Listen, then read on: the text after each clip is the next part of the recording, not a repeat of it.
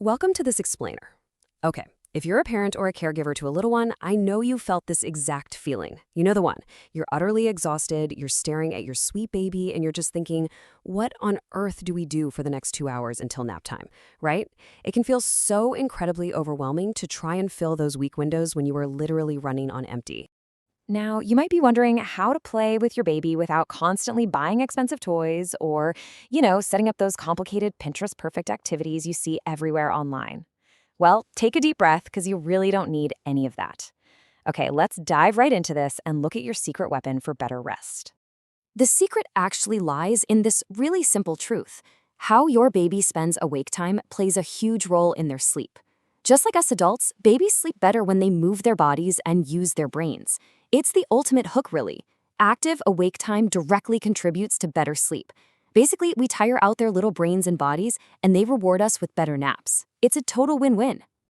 So here's our roadmap for today's explainer. We'll start with the power of play, then move chronologically through the stages: newborns, explorers, movers, and toddlers, before wrapping the whole thing up with safe play. All right, section 1, the power of play, linking awake time to restful sleep.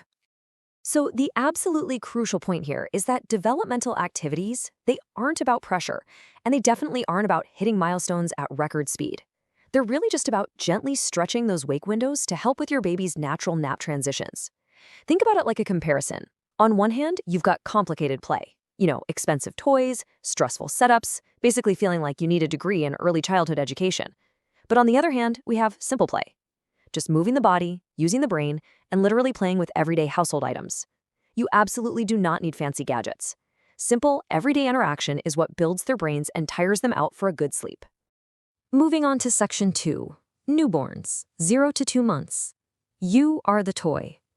When you're in the thick of it, the most important thing to remember is that the best toy for your newborn baby is actually you. Feeding, burping, diapering, that whole routine takes up almost the entire wake window right now. And honestly, that is perfectly normal. But during those brief alert moments, I really want to reassure you that face-to-face interaction, just talking to them and simply staring into their sweet little face is the absolute highest quality play you can possibly provide. Now, let's talk about the numbers 15 to 30, because by about 7 weeks of age, the American Academy of Pediatrics recommends getting at least 15 to 30 minutes of tummy time per day. But please don't stress about doing that all at once. It's cumulative. Even just a couple of minutes of tummy time during each wake window adds up perfectly by the end of the day. Here are some super simple newborn play ideas to get you started.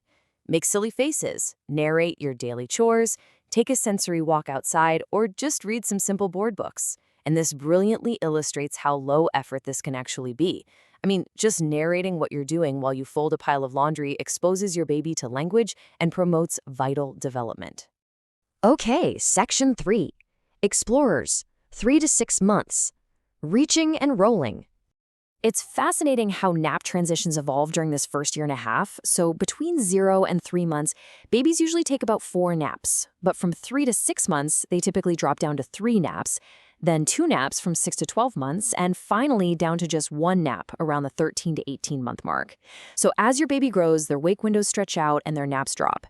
Filling these longer awake periods with activities is absolutely essential for keeping those sleep transitions nice and smooth. So, what exactly do we do with the 3 to 6-month-old? Well, you can do tummy time on a couch cushion facing you. Now, obviously, just make sure you safely supervise them right there. No walking away. You can sing songs with arm motions, like the Itsy Bitsy Spider. Let them track objects moving slowly about 10 inches away from their face.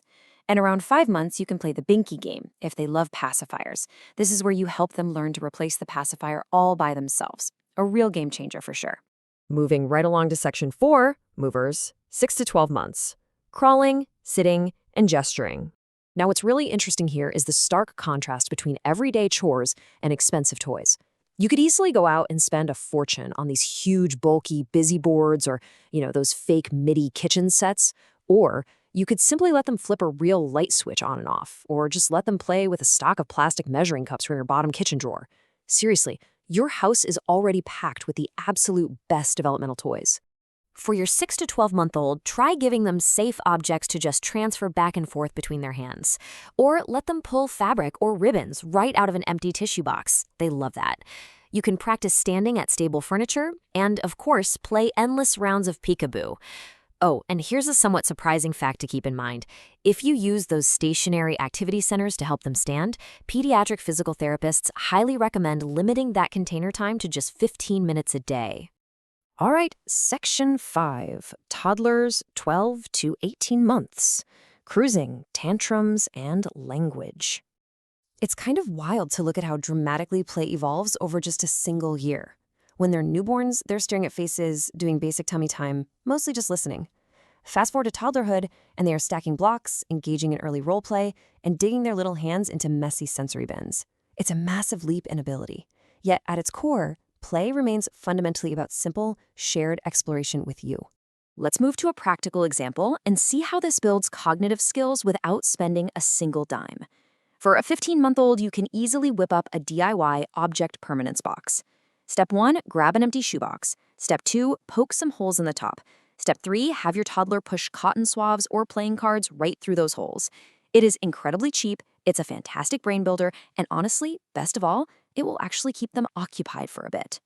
Now, do you need to burn some serious energy before nap time? For a 14-month-old, try throwing together an indoor obstacle course. Just gather some soft pillows, build a little path on the floor, toss in a few soft balls, and entice your baby to crawl, roll, throw, and chase. Trust me, it is the ultimate way to tire out a newly mobile toddler right before they sleep. Some other fantastic activities for the 12 to 18-month range include letting them unwrap toys you've hidden in tissue paper, building a cozy blanket for it together, or using some taste-safe Play-Doh. But the real game changer here? Letting them help you put laundry into the dryer. No, really. Toddlers absolutely love to imitate us adults, which means your daily chores can miraculously transform right into their playtime. And finally, Section 6, safe play and supervision, protecting your little explorer. Of course, as the saying goes, with great mobility comes great responsibility. As your little explorer begins reaching new heights and really testing those boundaries, you absolutely need to reevaluate your home safety setup. So here are your essential safety checks to implement right away. Make sure you anchor all heavy furniture to the walls, child-proof your doorknobs, and always supervise any water activities closely. And yes, even just playing in a tiny shallow bin of water requires your full, undivided attention. Also, frequently check those newly reachable areas. Getting on their level and ensuring the environment is secure is exactly what confidently allows for that amazing, independent exploration. So as we wrap up this explainer, I want to leave you with this fun, kind of provocative thought. What ordinary household item is your toddler going to turn into their favorite toy today? Will it be a whisk, an empty cardboard box? Remember, you already have absolutely everything you need to help your baby play, learn, and sleep beautifully. Thanks for hanging out and learning with me today. And hey, enjoy playing with your little one.